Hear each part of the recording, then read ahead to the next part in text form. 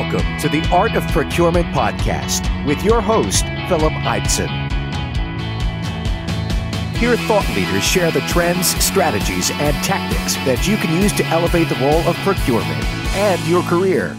So hi there, everybody, and welcome to this week's Art of Procurement podcast. Today I'm recording at the Coupa Inspire 2018 conference here in San Francisco, and I'm joined by Coupa CEO, Rob Bernshteyn. So Rob, welcome back to the show, and first time face-to-face. Absolutely. Thank you for having me. To start with, I was actually interested in just learning a little bit more about kind of the decisions that you make from a career perspective and kind of some of the philosophies that perhaps drive the things that you do in your day-to-day.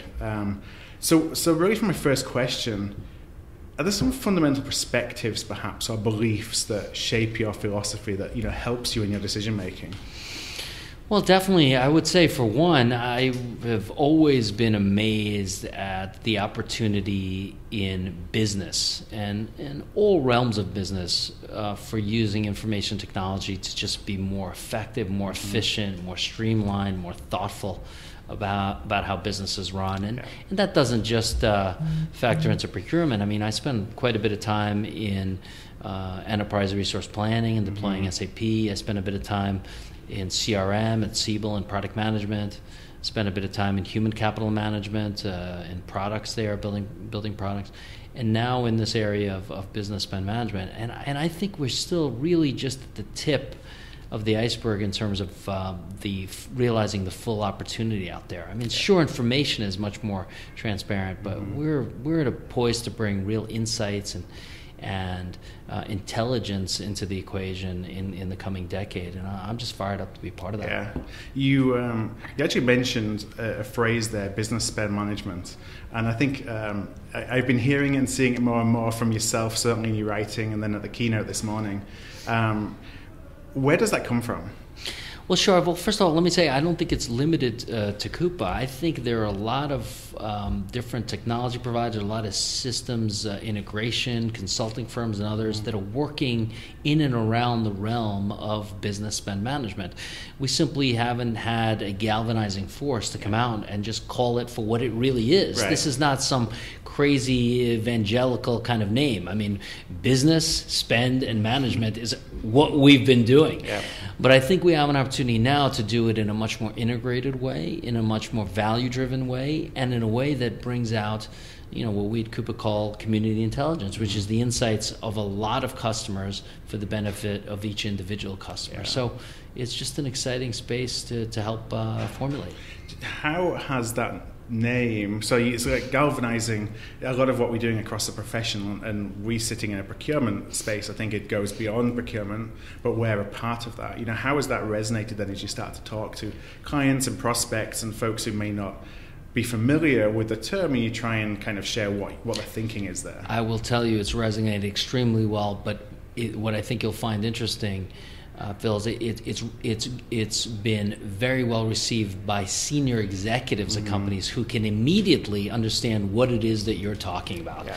So how are we managing the spending in our business today? That's a question a CEO, a board, a CFO asks, and they often get a lot of different answers. Well, we've got some T&E thing there. Well, we have some procurement processes here. Well, we're getting off paper here.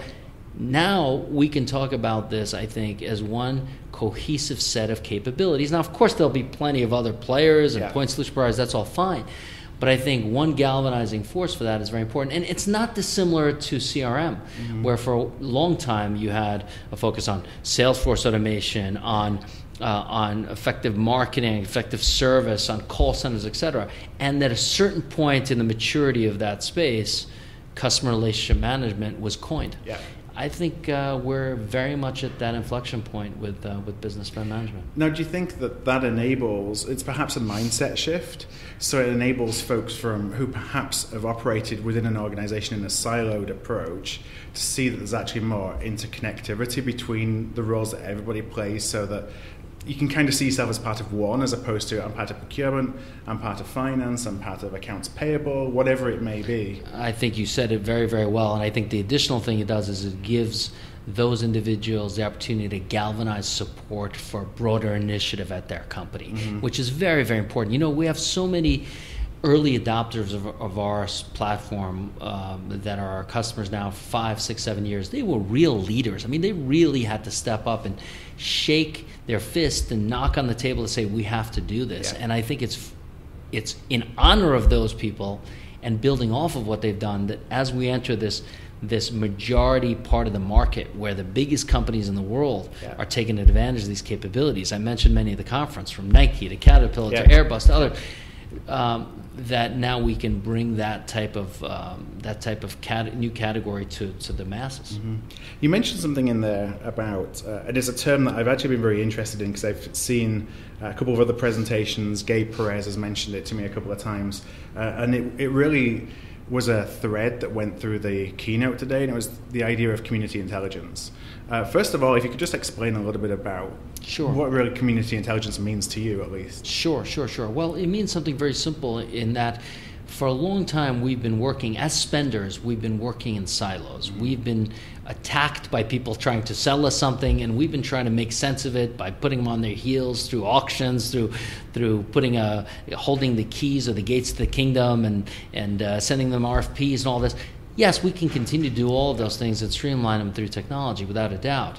But what if we actually work together as spenders to bring the intelligence of some of the transactional flow we're seeing to the benefit of each individual customer? And I'll give you real examples. Of course, I shared many at the conference, but real examples where we can see that there are, for example, a lot of disputes happening across the community with a certain supplier. A lot of disputes. They're under-delivering or they're over-invoicing.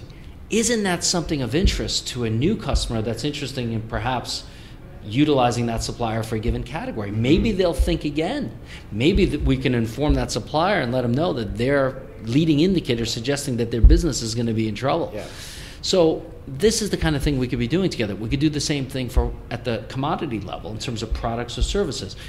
Today we launched in general availability Commodity Insights. This is a capability that will let any organization begin by searching for the good or service that they want to procure for the company and find all of the suppliers that the community has had either great luck with, has had bad interactions with.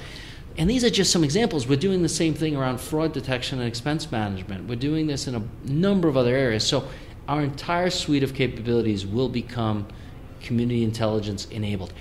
And one thing I'll tell you, Phil, sometimes we get a little bit of question, well, my data, what about my data? Let me tell you something. All the data is fully sanitized. First of all, it's fully normalized. That's number one. Then it's completely sanitized. So there's no way any customer could ever see one another's data at any level that's of any meaning. But at the same time, they can get the value of that community experience. And that's really where this starts to become super special. Yeah, it's actually, you read my mind on my next question, because as procurement professionals, we often, we're very... what's the word? We like to keep our own data close to us. That's right. The idea of putting our data into a greater community, even if it's aggregated, it's anonymized. That's right. It's still something that has a little bit of a fear along with it. Now, how are you convincing execs that actually there isn't a risk, particularly, of letting that data go into let's just say a central pool, albeit aggregated and anonymized, as I say, but they're actually going to get a lot of benefit being able to then access it on the flip side? Well, the short answer to that is we're actually doing it, right? We are sanitizing the data. We are showing them that their data will never be exposed to others. We're never sharing with customer B, customer A's data. The customer A is buying from this vendor at this price point. That'll never be shared. But what will be shared with customer B is that the community of A through Z customers is having a lot of challenges with this given supplier. That's of interest to that individual. So there is more to gain than there is to lose. And we have spent a lot of time, and this is very important. I'm in these meetings, right, bi-weekly meetings. We've spent a lot of time to make sure that there's no way you could back into or figure out that a given supplier is reverse engineer it. Yes. This is very, very important. So we've done everything in our power to do that. And I think customers are coming on because they see the value to them. They don't want to be left behind. They don't want to be the one that's interacting with suppliers that are going out of business. They don't want. That's at the core of their job. The only thing they are asking for, and which is fair, they're asking for an ability to have Coupa as the central record store, but they want to bring in other feeds, other investments they made to third-party sources. And that's why we built bring your own feed and calibration capabilities so they could fine-tune and do the value that they deliver for the company with the greatest amount of information coming in for that. Now, when you're taking data from external sources, from other organizations perhaps who are specialists in monitoring, let's just say, financial risk, because that's the easiest one to conceptualize. When you're bringing in data from the outside and bringing it into a single environment, how are you kind of normalizing it so it looks and feels the same, has the same scale, this but is it's where different this data? is where machine learning comes in. This is actually challenging, very, very challenging problem. I talked about the data that we estimate 159 days it would take to do what we're doing in 2 days. Now, 2 days is still too long, but this is through machine learning. This normalization process is through machine learning. We've normalized. I can tell you, it's not public how many, but let me just tell you, an exorbitant amount of suppliers have been normalized. And an exorbitant amount of commodity level and service level items have been normalized. So we can easily trigger back to that central store to see, is this this type of item? Is this really the supply? Is this GE Capital or GE Global? Or is it at what stage of the legal entity? We've done that work. And that's machine learning work. So when you have enough attributes to describe something at a 99.9% confidence level, you describe it that way. And that's what makes the system learning. So the more and more data we get, the smarter and smarter the system gets. It's such a cool concept. And is that some of the technology that you've been able to bring in then through the acquisition of like Spend 360 as an example? Because I know that was very applied to a spend perspective. You can start scaling that into other areas. Yes, to a degree, Phil, to a degree. But what we brought in more from the Spend 360 acquisition was the experience with some of these capabilities. And we've rebuilt a lot of that on the Coupa platform. And in our topology, in our centralized topology, where all that data resides on its own centralized set of servers, it's not living inside individual customer instances. So this is something we've invested in. You know, the acquisitions we've done, the vast majority of them have been for the talent, for people who are as fired up as we are about the space and want to bring their gifts to help us deliver on it. Yeah, they can apply the same thinking to your existing product stack or building it out as opposed to it just being a bolt-on. That's right. That's right. Exactly. How has things changed for, I guess, for you as a managing Coupa, but also for Coupa as an organization, being public versus being a private company? I was actually surprised you mentioned in the keynote it's a couple of years. It seems like it was only yesterday, so I'm sure even for you it's even more than a bit of a whirlwind. But yes, amazingly, not that much has changed. Amazingly, and I think that's because I take pride in this. We had the foresight as early as the first quarter of 2009 to manage the company with a quarterly cadence. Real clarity around how much are we spending in sales and marketing and R&D, what are our gross margins, our subscription margins, what is our land and expand strategy, what is our strategy mid-market and enterprise. And now we're 36 or so quarters into this, and we've been managing it that way. So just because we became public, it's actually in some ways, frankly, made it a little bit easier. We have one quarterly earnings call rather than a lot of inter-quarter communication. And now look, we've been doing very well. We hope to continue doing very well. We're going to do everything possible to continue to do very well. But if we miss 2 or 3 quarters of something, maybe I'd have a different answer for you. But things are going well for us. Good. And how from a kind of product perspective, you talked a little bit today about how you're working on, for example, Coupa Pay, and that may be a couple of years away from being out there as a general product, but you kind of iterating on in different kind of ways to bring that more, let's say, an end-to-end experience, or the possibility of an end-to-end experience. I just wonder what the vision is in terms of where you're going from a product perspective. Well, first let me say I would, without being creating too many forward-thinking kind of thoughts on this, I would say the likelihood of being as long as 2 years to get something like that is not likely. It's likely to be sooner than that. But we approach product development along three dimensions. So one dimension is purely customers. What are our customers saying? How do we distill what they want down to a best practice is 80-20 way, 80% of the value with 20% of the effort kind of thought process. The second dimension is what is the market telling us? In other words, what are other capabilities, ancillary capabilities we can build that help us expand the footprint and drive more value to customers? And the third dimension is innovation, just pure innovation. what are things out there that just didn't exist that we could take advantage of? For example, you saw the SMS work that we done. The 10x increase in suppliers wanting to receive alerts via SMS since the last conference call. City grid, so understanding where you are at a given moment so that we can offer up restaurants for you to go eat at for lunch because they happen to be compliant with company policy. Yeah. So there's a whole host of innovations we could take advantage of. Amazon's Alexa platform that we're using now for inventory. You'll hear about that tomorrow. So the ability to track inventory by speaking to Alexa. So those are the three dimensions, and with every release, we attempt to push in all three of those dimensions. Push further in customer, further in market expansion, and further in innovation. So we hear a lot about technology, especially the digitization of the procurement space, and there's a lot of things out there that a lot of procurement organizations perhaps are not ready for yet.